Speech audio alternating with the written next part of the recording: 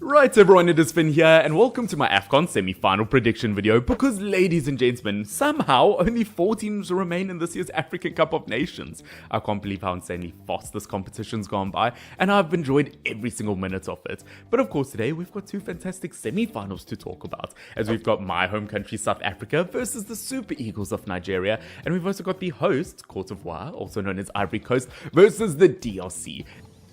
Perfect. Ladies and gentlemen, because of how thrilling, how exciting, how wild, how unpredictable this competition has been, once again, I do believe that any of these 4 teams could go all the way. But of course, before I jump into my predictions, let me know in the comment section down below what your guys' predictions are.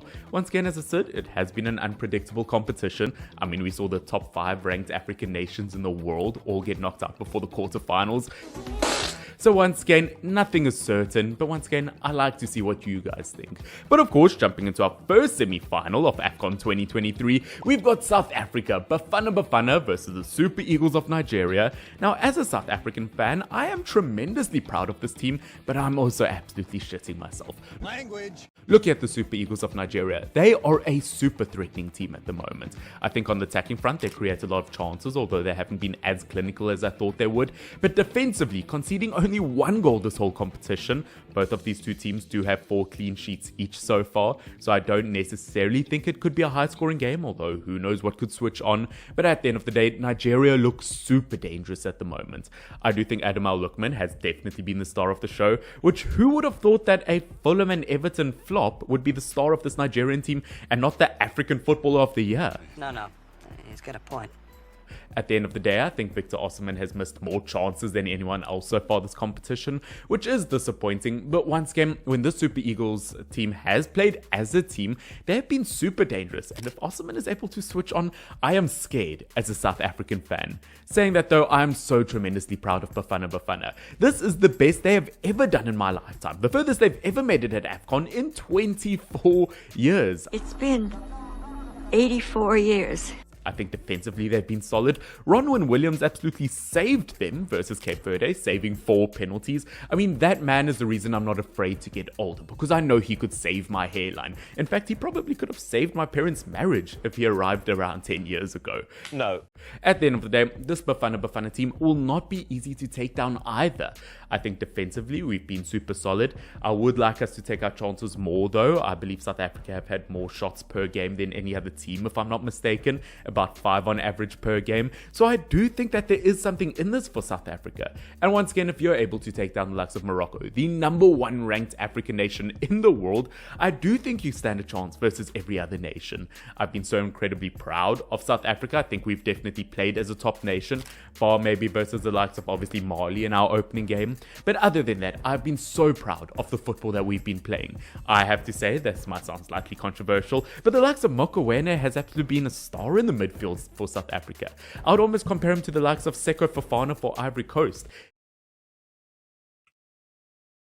That is bloody lovely. He's one of those players that you wouldn't point out and say that he is our best player, but he is so incredibly clutch. If you need someone who's going to shoot from range and potentially score, someone who's going to kind of put in that crunching tackle and kind of go under the radar to an extent, he has absolutely been that player. The likes of Themba Zwane, once again, he's been absolutely brilliant throughout this tournament, really creating vital chances and also scoring crucial goals as well. This South African national team definitely has something to fight for, and they are the African nation with the most players playing locally out of every other team in this competition.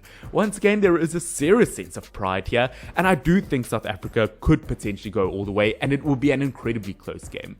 As I said though, Nigeria, definitely not a nation that will make it easy, and I do think this could potentially go all the way to penalties. And as a South African, once again, it hurts me to say, if I had to look at things on paper, of course I think South Africa could win this one, but I'm just going to go for Nigeria here. How dare you! And I think that they are going to win on penalties, perhaps. Once again, I'm so sorry, South Africa. It genuinely could happen. But once again, Nigeria, you can't underestimate them as a nation as much as I would want to win. Of course, looking at the other semi-final, we've got Ivory Coast versus the DRC. Now, I've seen many people say that this is a guaranteed win for Ivory Coast, which once again, I just don't believe you can say that. I think looking at the likes of the DRC, they've definitely proven a point in this competition. Yes, they've only won 1 game this entire competition and drawn the other other 4, but that kind of shows their resilience, especially versus top nations, versus the likes of Morocco, versus Zambia. They have definitely been a defensive threat, and once again, at the end of the day, I just don't think you can underestimate them. They've won more balls in the final third than any other team this competition, really showing that once again, you can't relax in your own half. I do think DRC a very underrated team, and heading into this competition, I don't think many people would have expected them to be as strong as they are.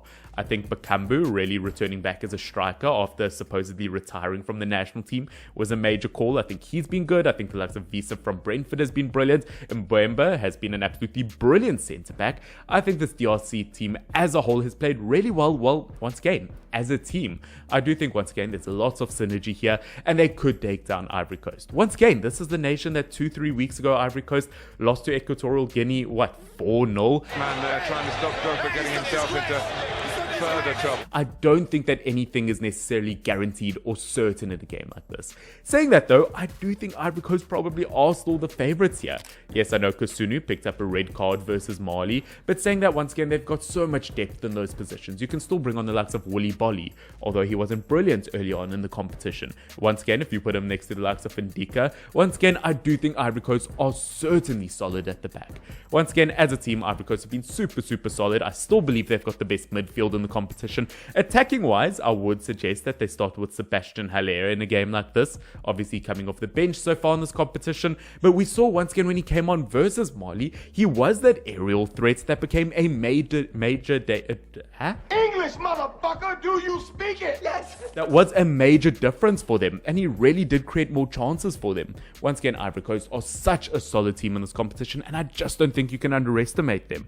I think in terms of a result here, I do think anything could happen. I do think it's another game that could potentially go to penalties, and I do see DRC potentially dragging them out, especially looking at Ivory Coast losing to the likes of both Nigeria and Equatorial Guinea, showing that they are not an unbreakable team in this competition. But at the end of the day, I still think Ivory Coast are going to take this one, and I do think they are going to take it 2-1, although absolutely anything can happen.